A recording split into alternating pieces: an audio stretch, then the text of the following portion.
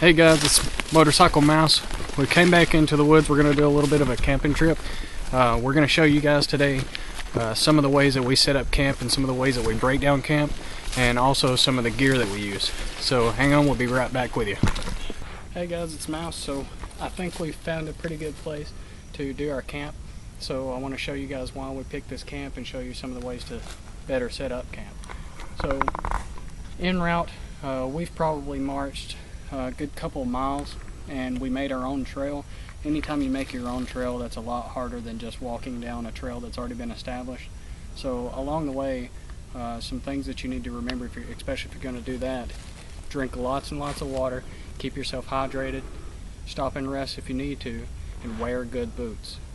Most of your shirt and stuff, you can see I've untucked it now, but shirt and pants need to be tucked in, especially if you're making your own trail, because of things like ticks and bugs and stuff like that. You don't want to get anything, and it just, you know, keeps you from getting things like poison ivy and poison oak and things like that if it brushes up against your bare arms and so on and so forth, if you're allergic to that sort of thing.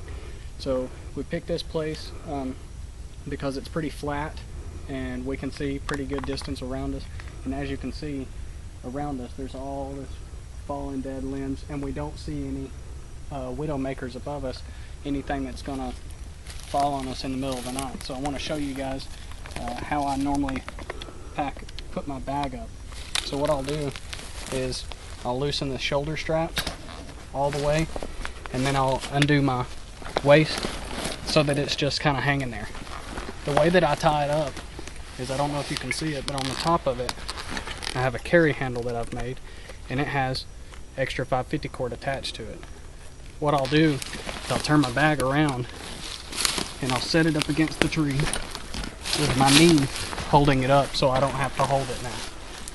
Then I'll take my 550 cord, and I've shown how to tie it so that it doesn't unravel like this. You just take it, you pull the piece that you've put in there, and then you can just pull it and it'll come out nice and untangled. Then all I do is I throw it around the tree. It's attached to this carry handle that I made here, and that's just 550 cord wrapped around it. That's all it is. I run it back through that loop, I come back, and because I've made a bite there, all I do is turn and put a loop through that I just made, and then I can let it go. It'll hold itself up. This makes it a lot easier for me to get into my pack while I'm setting up camp. Also, if it's raining, I don't put it on the ground. Everything out here is wet right now because it was raining last night, which made it really good because we could see the spider webs and stuff because it still had moisture on it. But as you can see, my pack's held up. I can get into it easy. I don't have to put anything on the ground. So this is, you know, one of my first tips for setting up camp. We're going to set up a little bit of a few things, and we'll get back to you. Sassafras too. Hey guys, I forgot something to tell you guys. Can you see my cargo pocket? All right. En route, anytime that you are walking and you see it, pick up things like dead grasses and stuff, because it's a lot easier en route than it is to get to where your camp is and then go walking around. If you can get it while you're en route to where your camp's going to be, it's a lot easier to start your fire. Just especially if a cargo pocket, just stick it in there. All this stuff is really moist, and even though we got the stuff that was hanging and up high, this had a little bit of moisture on it, but now that it's been in my pocket, it's mostly dried out, and I'll be able to use this, and I'll do a video on when we start our fire. We're probably going to do a bow drill fire just to show you guys that you can do that even in moist conditions. But things like that. And also, if I can get them out of my pocket here, I've got a whole cargo pocket of hickory nuts and different nuts, so this is going to be part of our dinner tonight. So while you're en route to your camp, don't just make it a beeline to your camp. Be looking for what you can scavenge and what you can eat on, what you can use for a fire. Like right here, I just noticed, here's some sassafras right here, and that's a nice sweet treat. I'll make some sassafras tea later with it. So, and in the meantime, you can just chew on it, and it's really sweet, really good. It's I think we did a video on it before, but it's what they made root beer out of originally. So alright guys, be back to you in a second. Hey guys, it's Mouse. So I'm going to give you guys a quick tour before we're finished setting up camp.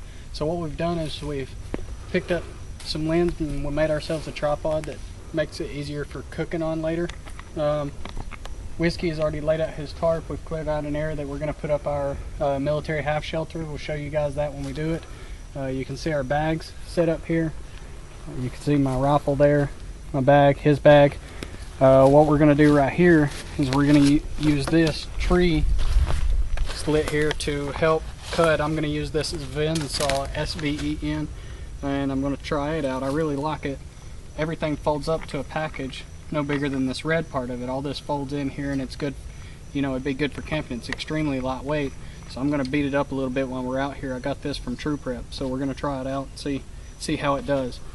We got the stuff to start a fire here. We have the smaller stuff. Now we're not done collecting, but you know, this is just a quick reference of what you need.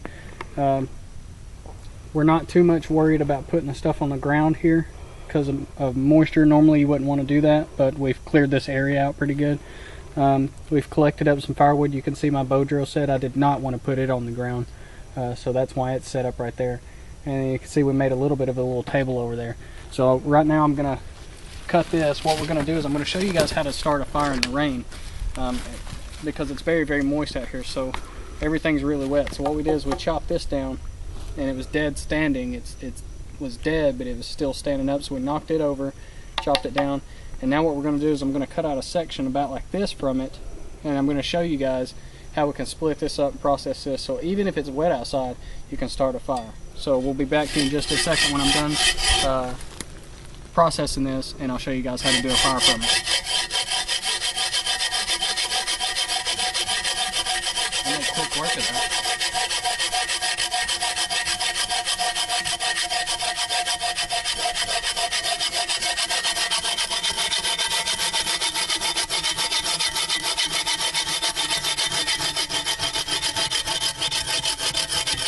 Wow, man, that's a really good saw. Look at that, dude. That was fast. That's a nice saw. I like it. Very fast. Alright, I'm going to cut this in half. Alright, what we're going to do now is I'm going to baton this. The center of the wood will actually be dry. So we're going to split this, and we're going to use the center of this wood to get the fire started. And then the outside of it we'll use to kind of finish it off once everything dries out. So what I'm going to do is I'm going to try it this way. If not, I'll baton it. Love this thing, man.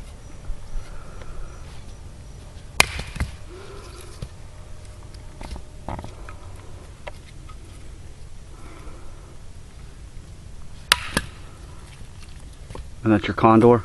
Yeah, this is that Condor cookery I got. And you got that from True Prep too? Yeah. Oop. Didn't even need to baton up till now.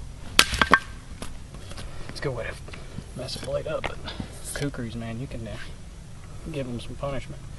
Alright, so anyway, keep this off the ground as much as possible. Let me put this back in the sheath real quick.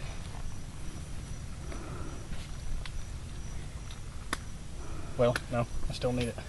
Okay, so now that you've split this and you've got the inner part of the wood that's really dry, even if it's, because the outside of this is wet still, but you can hear, this is dead, you can hear it. So what you'll do now is you will take this flat part of your cookery and you start getting off some of those really nice shavings. Just let them fall, it's fine. And this is how you'll get your fire started.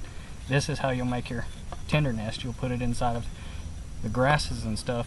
When we do our bow drill, this is how we'll get our fine shavings that'll go in the middle. That'll help get it started. And as you can see, I'm not really going for broke here. I'm just making really small shavings, really, really small shavings.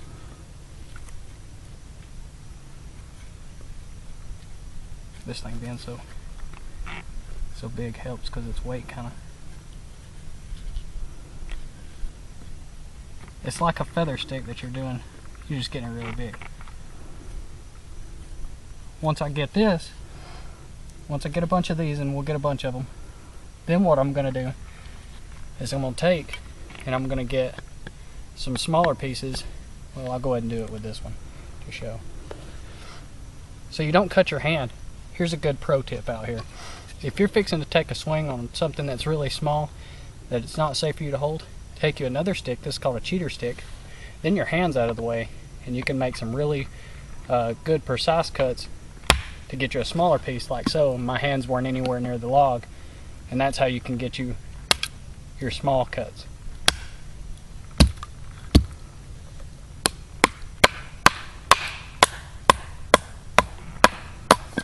And see, now with pieces this big, I'll cut that in half and then maybe in half again from this end, and then I'll have the small pieces I need to start the fire that are also dry.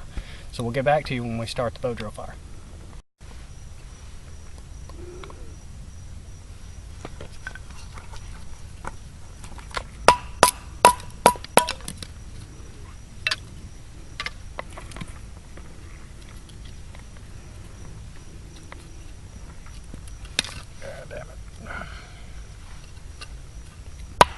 I'm getting hungry.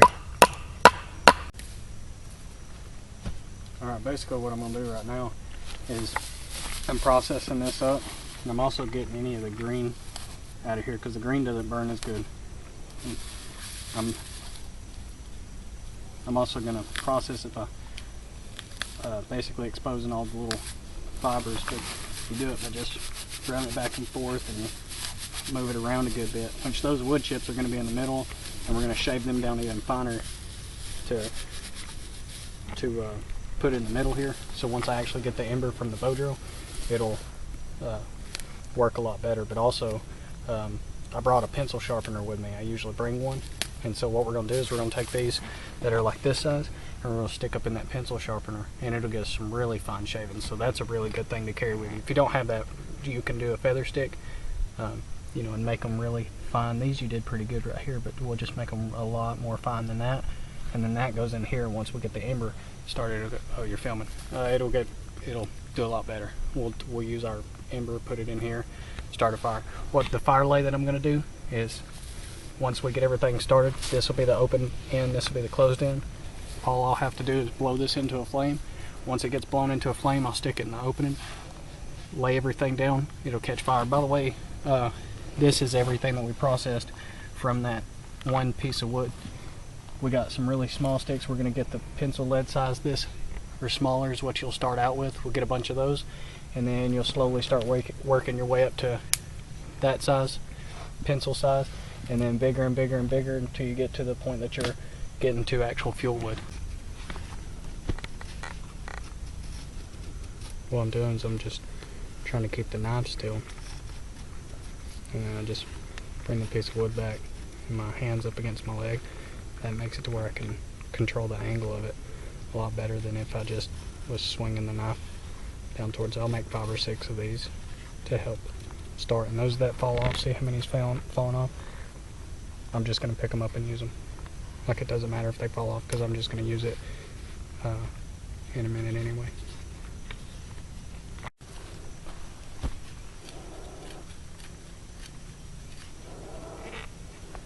You want to explain what you're doing there, Hoss? Yeah, I'm just making the bow drill. All I'm doing is making a notch for the spindle to actually mate in there with when it turns. And then I'll have to cut the notch. See where I've done them right here before? And then I just cut a V like that. And see, if you make it too shallow, this exact scenario happens where it breaks off. So you want to make it pretty good into the wood. So you can hand mate them.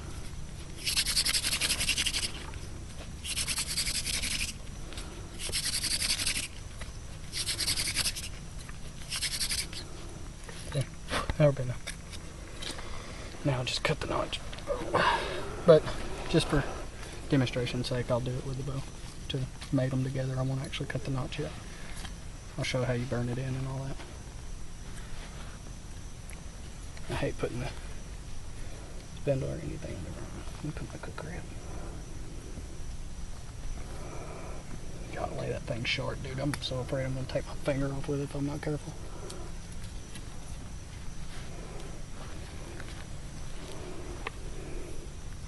See the thing I did with my knife? That was, I don't remember what that was. Some sort of measuring thing.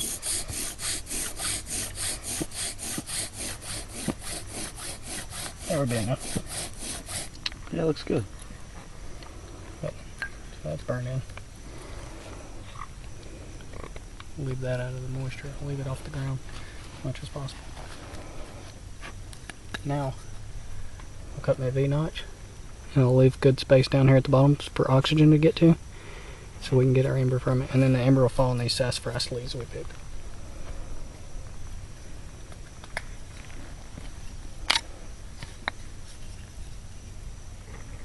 You don't have to film this. It's going to take too long to do. It'll end up making its own video, you know. Alright, so what I've done now is now I've cut the notch. And you want to go about 3/4 of the way in. And then at the bottom, you see from the side, there's a lot more space down here. That's for oxygen to be able to get to the actual ember. So as dust falls, it'll fall and it'll build up in here, and then the ember will actually be right there sitting on the leaves. And then we just pick the leaves up and we put it in our tinder bundle. And then the handhold that I'm using today is like a little measuring spoon that I've epoxied into my knife. This is where most people mess up, is using a natural handhold. If you do, you want to make sure it's something smooth. You don't want to use, if you can, keep from it. Don't use other woods and stuff, because what ends up happening is your handhold actually causes more friction than what you're getting in your hearthboard, and then you'll just sit there sweating all day. So you want something that's really smooth. So if you can get like rock or bone or something like that that's got like a natural little divot in it that you can use as a handhold, way better. So, alright, let's go ahead and do a trial run of this. Alright, now what I'll do is I'll put my weight up over it, and then I don't really go hard at first until it fills up that notch with the dust. Once that notch is filled up, then I'll start really going for broke with it. Oh, that's an annoying noise. Now the notch is filled up, now I'll start.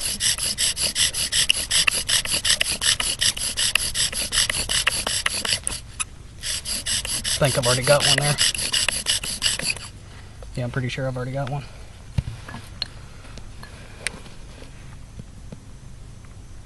Yeah, I do. Now I want to make sure that I leave my spindle and hearthboard there up off the ground, so if I do mess up and have to keep trying this again, then I won't have made my tinder bundle all moist. That way I can get multiple tries out of the same tinder bundle.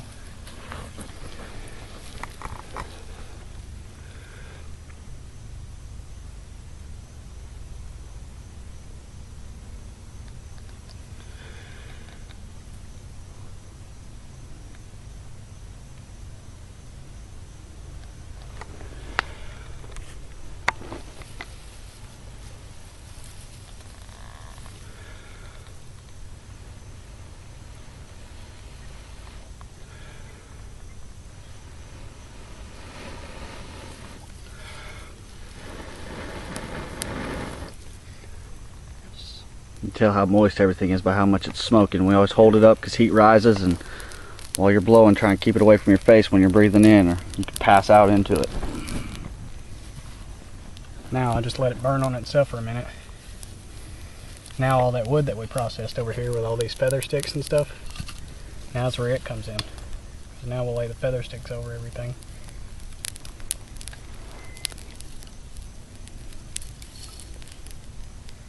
And that'll be what gets everything started. Make sure you got enough oxygen going to it or it won't ever start. And these are all the little wood chips that we scraped off on building our bird's nest and stuff. You start, the key to starting a fire, start off small, then build your way up. You don't just throw a log on a match. As long as you slowly progress, this thing's not going to go out no matter how wet it is. Which it helps that we processed our own little log here. Everything's so wet, there's no way I would have got this started if I would have started with some of the stuff around here without processing it. It's too wet. It would have just smoked and smoked and smoked and smoked and wouldn't have ever stopped smoking.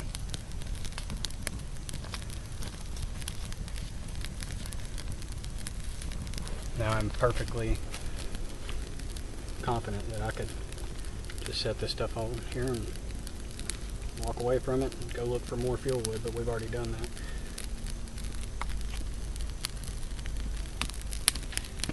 Now I'll just start building it into a log house type fire, like so. It's not going out now. Don't throw on too much at once. Like I say, I mean, if I do that, it will go out, you know. I want to make sure it can still get oxygen. But at this point, I'm in no danger of this thing going out. As long as I don't put on too much at one time. Alright guys, we'll get back to you. It's almost nightfall. We're going to get our shelter and stuff set up. We'll get back to you and we'll show you how we set up our shelter and things we do around the fire. Alright guys. I am man. I make fire. Hey guys, alright, so now we have our shelter for the night set up. This is a military half shelter.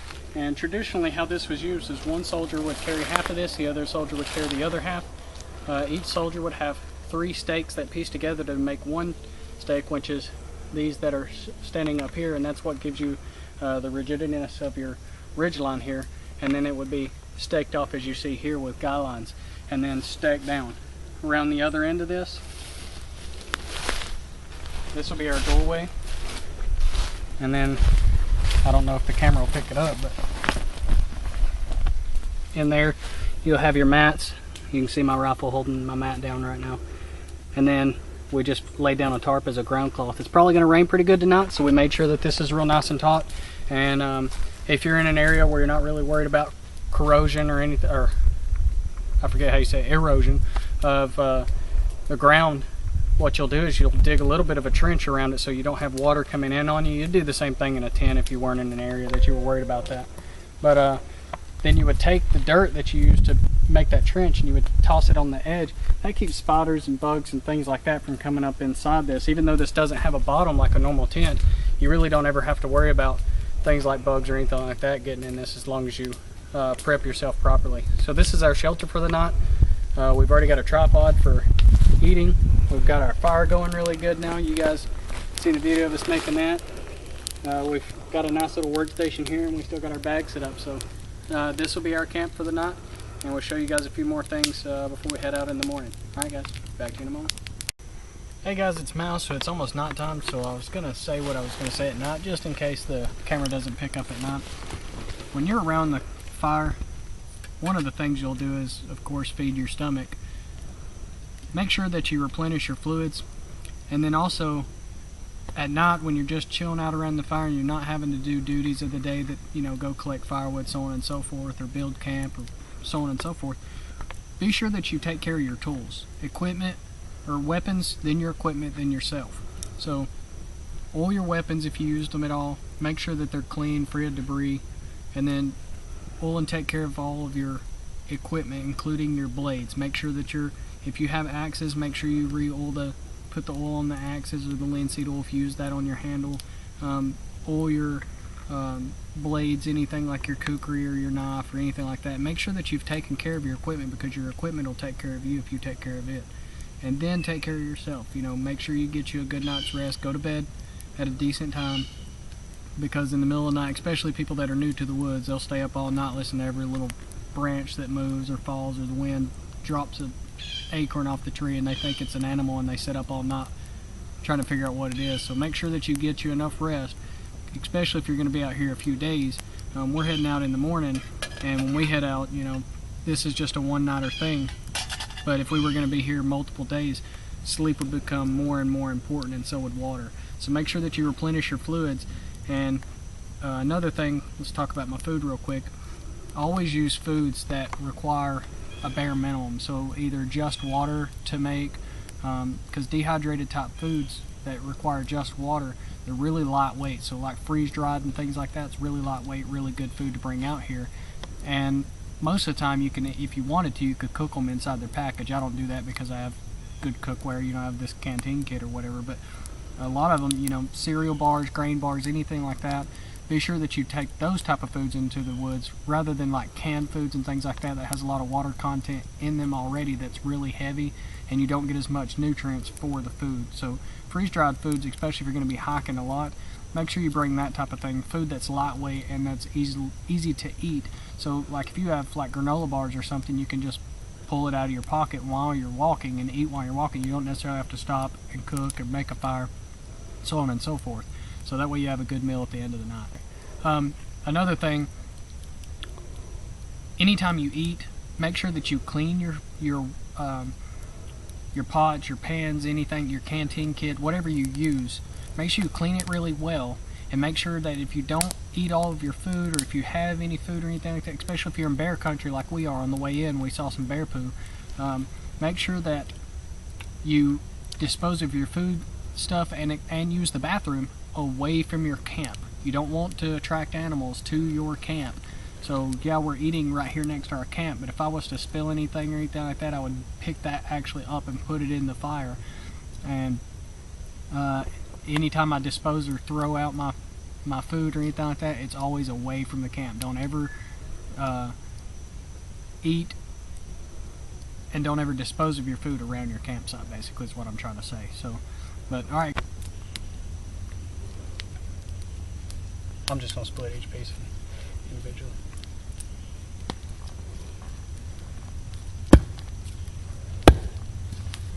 Move around too much, I'll put it on this other. There we go. Now do the last half the same way. Right down the middle, if it'll cut through that knot right there.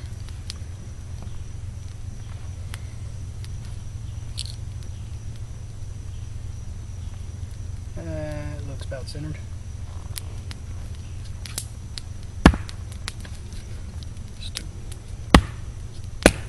And it didn't. Close enough though. Now,